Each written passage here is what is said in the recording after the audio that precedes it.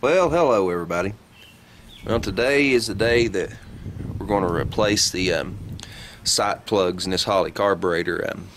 Needless to say, it's got these little clear plastic see-through things that, well, ethanol gas and things of that nature turns them nice and yellow and disintegrates them, so they're useless. So we're going back old school. Well, let's start taking it apart.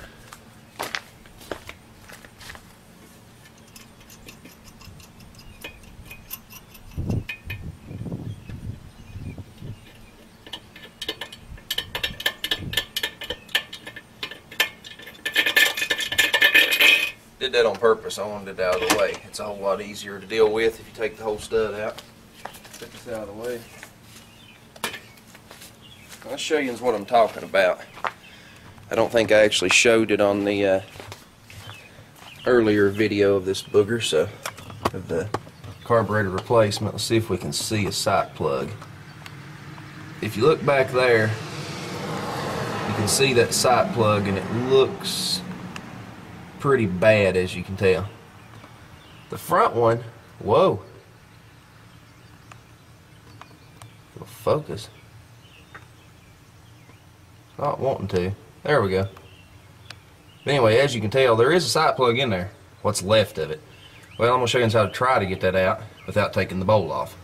I've had it out once, but wish me luck. Well, I'm going to go about this a different way, just so for the ones of you out there that have ever had exhaust manifold studs or bolts broke off in the head or anything broke off inside something.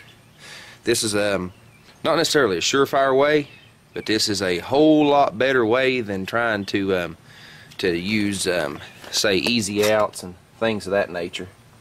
This is the best method to try first. As you can tell, it's a left-handed drill bit set. These are Harbor Freight doodads. They let's just pick the biggest one here so you can see what they actually do. You know, mind you, a regular drill bit turns that way. Let's see, no, sorry, I'm backwards because I'm trying to play with the camera. Regular drill bit turns this way, and as you can tell, that would be backwards. These turn this way, so they turn backwards. The whole point is so that they will catch in the material and unscrew it possibly before you actually drill it out. So we'll see if we can drill it out, or remove it, shall we say. Well, we're going to try this actually without a drill. We're dealing with plastic. I just kind of turned it a couple licks there, and I think it's coming out. So you will be able to get the idea. You just took a drill motor to it and listened to my neighbor's dogs bark. That I told him I was trying to make a YouTube video. He's drunk a few beers, and, well, he puts the dog out, so we get to listen to the dog bark. But that's fine. And I'm right, it's coming. It's coming out. Well, it was a turning, but we didn't get as lucky as what we'd want to be. It actually went clear through. But once again, we're dealing with plastic, so hopefully we can get it out. It's like a rubberized plastic. It's an odd stuff, but we're going to hope that we can get it out without having to take the bowl off, because that's just a lot of work for nothing. I don't particularly want to use a larger bit, but I'm going to try. That way I can get another bite. We'll use the next size up. But, you know, we're still not close to the threads in this bowl, so we're still safe. Let's see if we can. Well, looks like we're going to go to the next size. Thank goodness I got a whole set of these things. Let's see if we can get it out of there. I found the float. Good thing I wasn't using a drill. It's trying to come. Let's try the next size up. I begin to wonder if these ain't in a little bit of the wrong order, so we're going to try it. That one's a gripping. Not for long. But remember, you're dealing with plastic, so we'll get it out of there. It's just going to take us a little time and a little effort. We don't want to go with the biggest drill bit in here, which we very well could go straight to it, but we don't want to get into the threads in the bowl. I don't want to mess up the bowl on my carburetor. I just want that blasted plug out. And it's a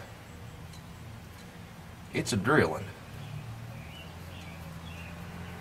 You know, mind you, if you was dealing with steel, you'd actually use a drill motor if you was drilling steel, but where this is plastic, you know, I'm just going to keep going up a size until I get it thin enough where I can pick it out with a screwdriver. That's my plan. At this rate, she turned a lick or two. If it was steel, we'd have done had it out. I mean, because it would have had something to bite to, but this being plastic, it just, you know, it just eats it away. These bits are sharp and it eats it away before it can turn it. So it's turning it with this one. There it comes. You guys will get to see how this works. It's pretty as you please. Screwed it right out. See, like I said, if it would have been steel, it would have done it with the first bit. It should have. That's the reason you always start small and work your way up. That way you can keep going. But as you can see, that's old plastic's deteriorated, and it's going to get some new ones. This back one, we're going to attempt to get it out with some pliers because it still has the head, but I have a funny feeling the head's going to pop off of it, and we're going to be doing the same thing. So I'll be back with you when I find me some pliers. Well, we're back. I've got pliers, but there's no way to position the camera to where you can see this. We're just going to see if it'll come out.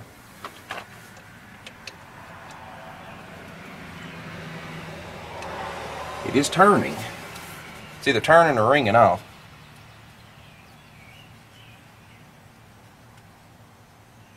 And it came out.